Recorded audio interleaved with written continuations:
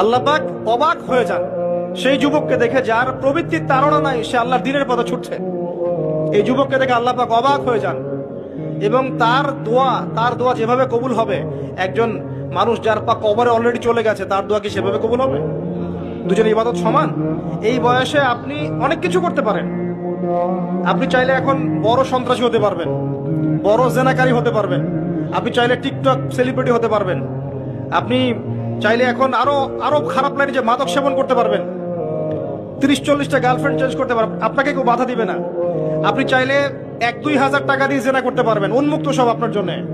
Even এখন আপনি চাইলে মদও খেতে পারবেন, লাইসেন্স দিয়ে আছে, আপনি করতে পারবেন। এই সময়টা আল্লাহ পাক দেখতে চান আপনি কি করেন। যদি এই সময়টা আপনি আল্লাহর দিকে ফিরে আসেন, আপনি কোরআনের দিকে ফিরে আসেন, সুন্নত অনুযায়ী জীবন যাপন করেন, আপনার জন্য অপেক্ষা করছে জান্নাত। কি চান আপনি সিদ্ধান্ত নেন।